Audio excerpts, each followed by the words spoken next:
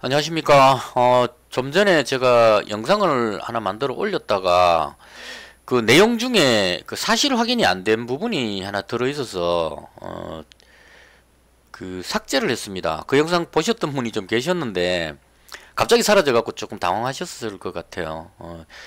그 제가 추측해서 이야기를 했는데 나중에 그 찾아보니까 그 일부 내용이 그 사실에 근거된 내용이 아니어서 저는 그렇게 방송하지는 않거든요. 사실에 근거해서 해야 되기 때문에 그래서 그 잘못된 부분은 바로 잡아야 된다는 차원에서 삭제를 하고 지금 그 다시 제작을 하게 됐습니다.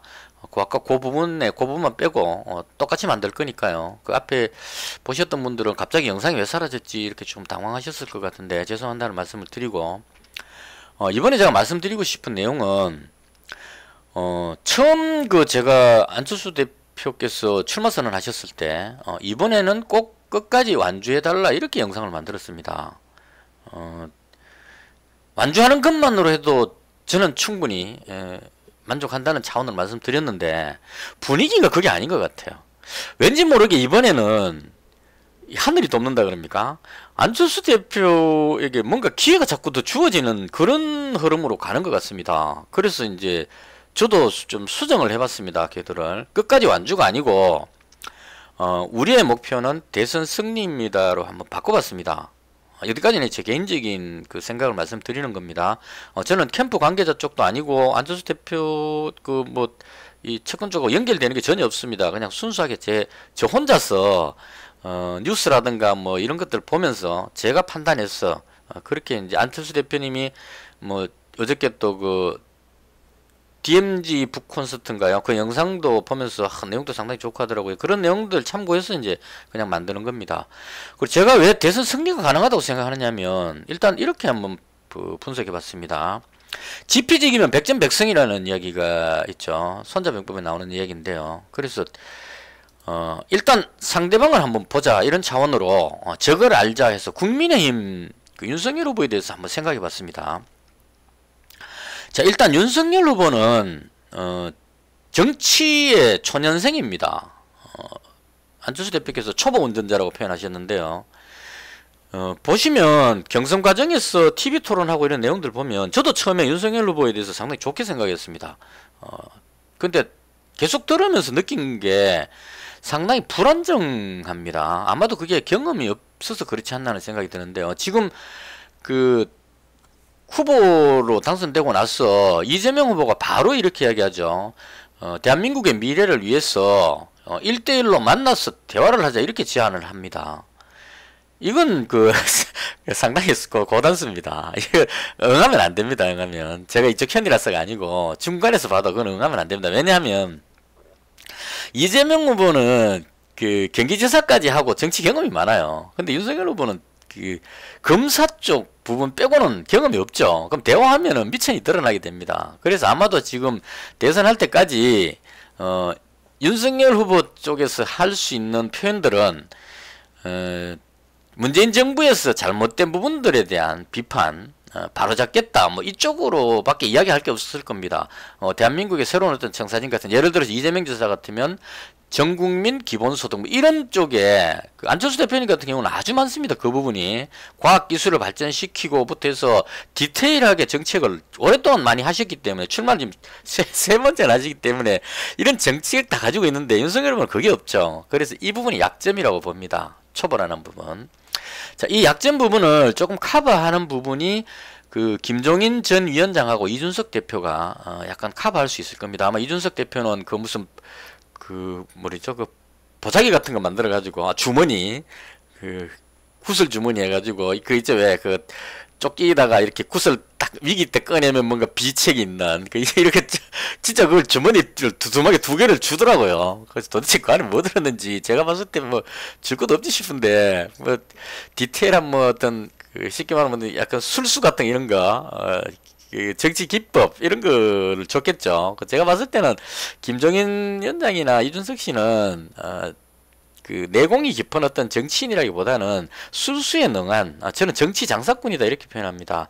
김종인 위원장은 그 박근혜 캠프에서 대통령 만드는데 일조를 하셨고 그다음 또 반대쪽에 같은 쪽에 계속하면 또 이해를 하겠는데 반대쪽에 갖고 문재인 캠프에서 또 문재인 대통령 당선시키는데 진짜 1등 공신이었습니다. 그리고 나서 이쪽에 갖고 또 오세훈 서울시장 만드는데 1등 공신이죠. 여야를 안 가리고 왔다 갔다 하는 겁니다. 근데 가장 큰 문제는 대통령을 만드는 건 잘하시는데 그 만드신 그 당선된 대통령이 제대로 못 가고 있다는 겁니다. 박근혜 전 대통령 지금 구속되어 있는 상태고 문재인 대통령은 지금 무능함을 여러 군데서 보여줬죠. 그래서 진짜 좀 이제는 은퇴하시는 게 맞지 않을까 싶어요. 대한민국의 장래를 위해서. 나라를 대한민국을 발전시킬 그런 자질이 있는 사람을 찾아서 그 사람을 대통령으로 만들어야 되는 거지.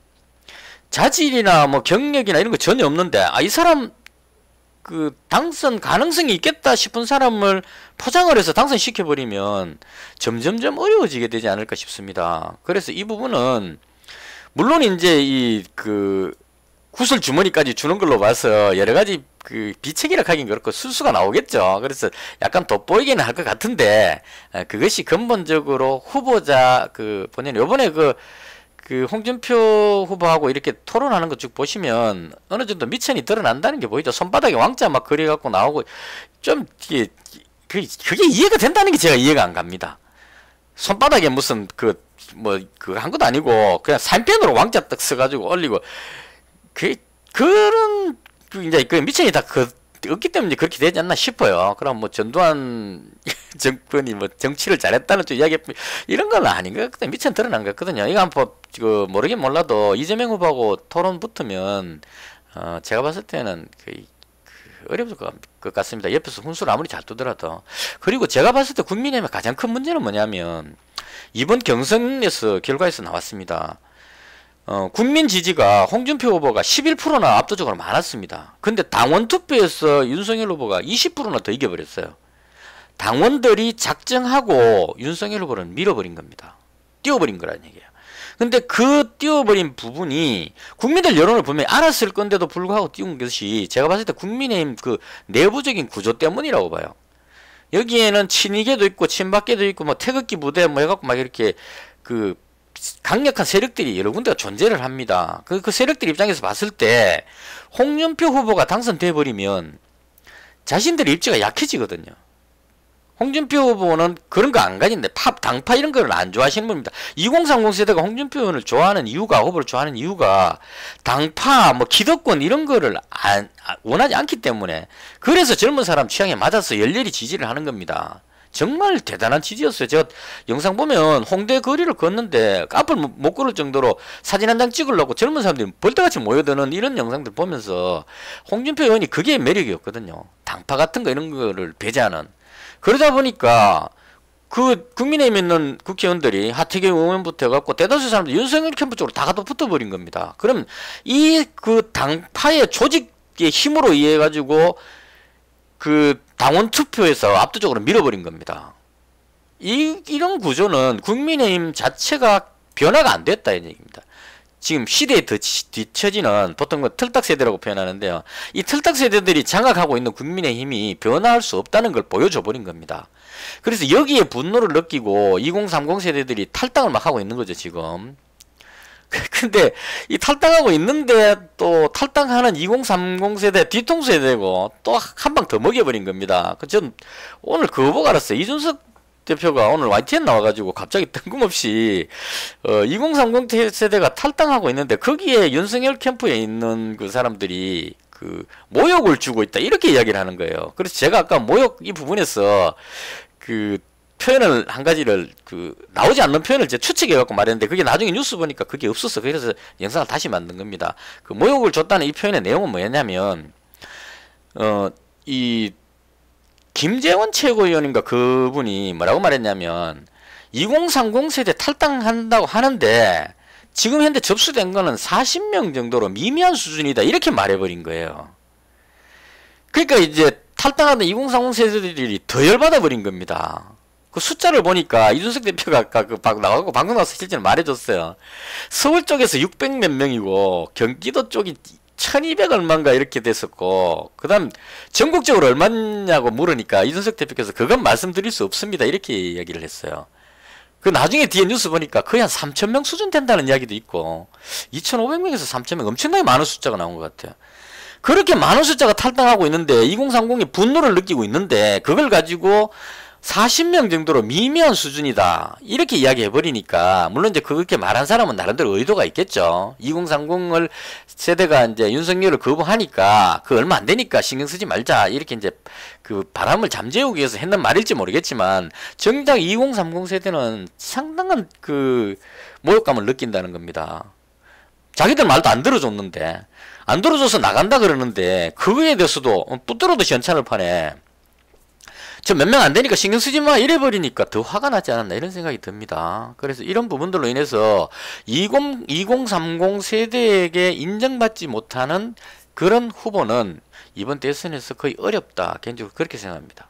제가 말씀드린 이 부분만으로 해도 그 뭐 윤석열 후보 그 가족이나 개인의 어떤 이런 문제들 지금 고발 사주 이 부분도 그 윤석열 후보가 손준성 검사에게 지시했다는 정황은 없습니다. 그 지시했다고 그건 무슨 근거로 나타내지 않죠. 근데 지금 그 윤석열 검찰총장 당시에 가장 그 측근이라고 말하는 손준성 검사가 김웅 의원하고 뭔가 주고받은 건 사실인 것 같아요. 말이 자꾸 왔다 갔다 하니까. 그래서 이런 부분들부터 해서 가족 관계 이런 부분들의 어떤 여러 가지 문제점 이런 것들을 빼고라도 지금 봤을 때 윤석열 후보는 좀 힘들지 않을까 하는 게 개인적인 생각입니다. 그래서 오늘은 그 지피지기면 백전백승이라는 관점에서 그 국민의힘의 윤석열 후보가 당선이 어려운 그런 어렵다고 생각하는 개인적인 생각을 말씀드렸습니다. 시청해 주셔서 대단히 감사합니다. 그리고 거듭 아까 영상을 내용을 제대로 확인하지 않고 잘못 만들었다가 삭제하는 바람에 영상 보고 좋아요 누르셨다가 갑자기 사라져서 놀라셨던 구독자분에게 사과 말씀 드리겠습니다. 이것으로 마치겠습니다. 감사합니다.